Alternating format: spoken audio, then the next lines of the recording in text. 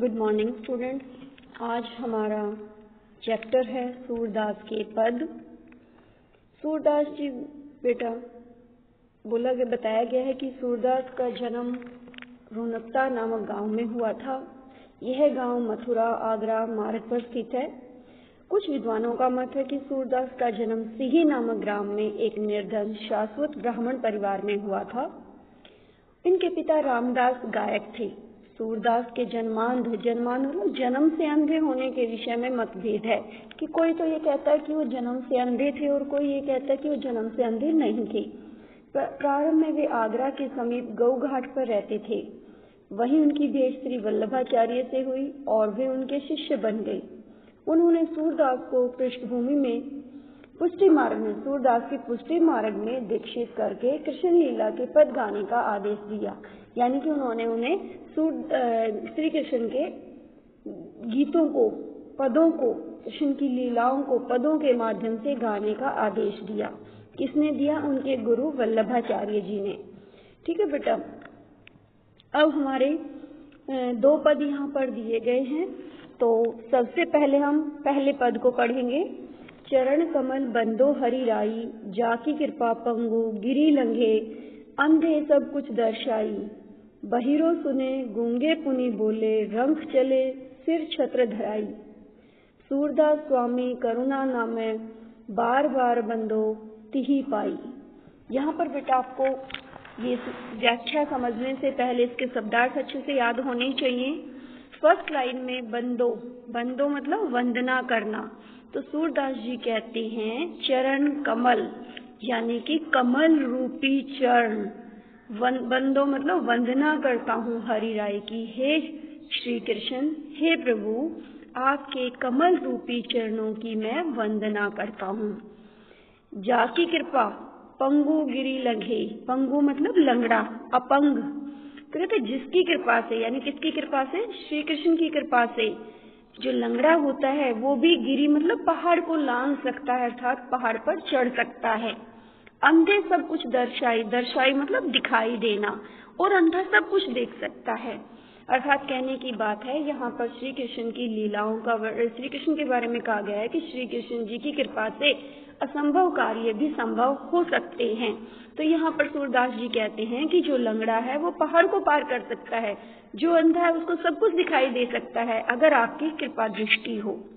बहिरो सुने, बहिरो मतलब बहरा सुन सकता है। गूंगा पुनि बोले, गूंगा मतलब गूंगा जो बोल नहीं सकता, पुनि मतलब दोबारा बोले यानी दोबारा से बोल सकता है। रंग चले, रंग मतलब भिखारी, चले सिर छत्र धराई, छत्र किसके धरा जाता है? राजा के। तो यहाँ पर क्या बताया गया है कि भिखारी के सिर पर भी छत्र धारण हो सकता है, अर्थात एक भिखारी भी राजा बन सकता है। सूरदास स्वामी करुणा में बार बार बंदो तिही पाई। यहाँ पर सूरदास जी कहते हैं हे करुणा के सागर, बार बार मैं आपकी वंदना करता हूँ, यानी कि बार बार मैं आपकी वंदना करता हूँ। आशा बेटा आपको ये समझ आ गया होगा।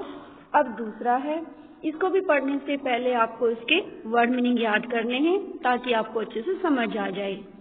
यहाँ पर बेटा श्री कृष्ण के बाल रूप का वर्णन किया गया है कि श्री कृष्ण जी को उसकी मैया जो है वो उन्हें माखन चुराने, माखन खाने के लिए डांटती है।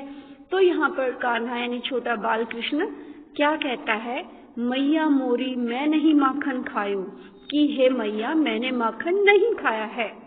भोर भय मतलब सुबह सवेरे। गयन मतलब गायों के पीछे, यानी कि क्या आपको पता है ना श्री कृष्ण जी गायें चराया करते थे।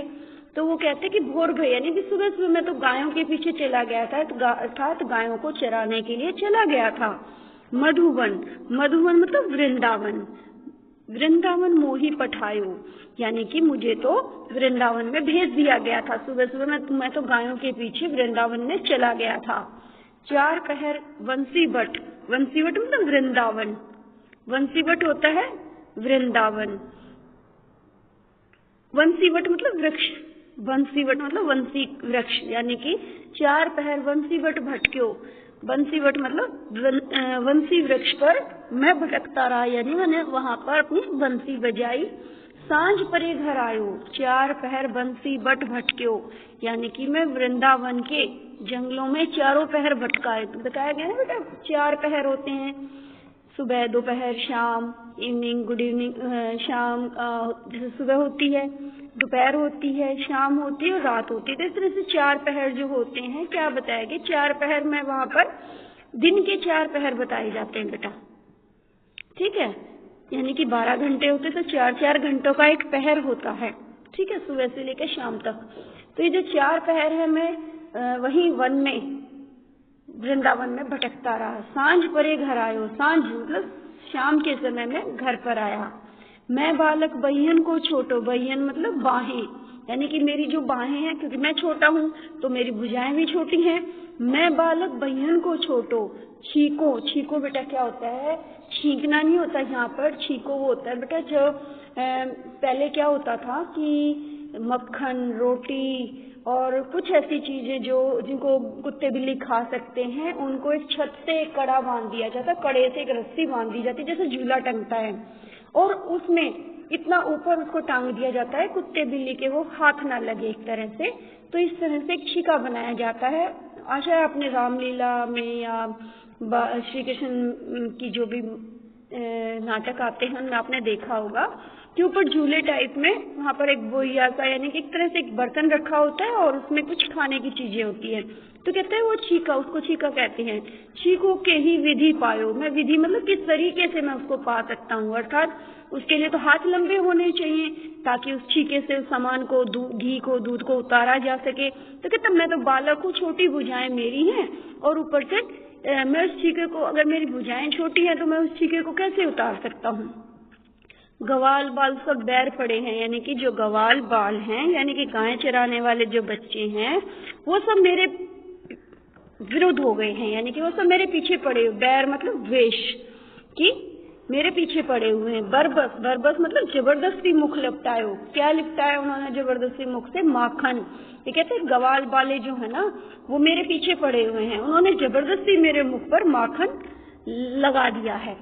जिए तेरे कुछ भेद उपजई, जिए मतलब यदि तुम्हारे हृदय में कुछ भेद उत्पन्न होता है, यानी कि तुझे मेरी बात पर विश्वास नहीं होता है, जानी पराया जाए, तो तुम मुझे अगर तुमने मुझे पराया जान करके अगर तुम्हारे मन में कुछ शंका है, ये ले अपनी लकूटी, लकूटी मतलब लाठी या डंडा, और कमरिया, कमरिया मतलब एक तरह से कंबल, बहुत नाच नचाए कि हे माता तुझे अगर मुझ पर विश्वास नहीं है तो ये ले अपनी लाठी और अपनी कंबली, आपने मुझे बहुत नाच नचाया, अर्थात तुम्हारे कहे अनुसार मैंने सारे कार्य किए।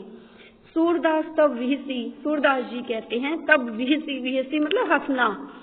जसोदा यानी कि श्री कृष्ण के ऐसे कहने पर यशोदा को हंसी आ जाती है।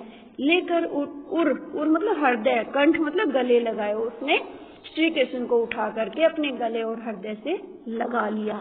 अर्थात यहाँ पर जो है सूरदास जी कहते हैं, उन्होंने श्री कृष्ण की बाल लीला का वर्णन किया है कि वो अपनी माँ को कहता है अगर तुमने मुझे पराया मान लिया है, मेरी बातों पर तुम्हें विश्वास नहीं है, तो ये ले अपनी लाठी और कमरिया, कमरिया मतलब कंबल, अगर तुम्हें मुझ पर विश्वास नहीं है तो ये अपनी लाठी और कंबली ले लो, और तुम्हारे कहे अनुसार मैंने बहुत सारे कार्य कर लिए हैं। और इस बात को सुन करके जो है यशोदा को हंसी आ जाती है और वो उसको अपने हृदय से और गले से लगा लेती है। धन्यवाद।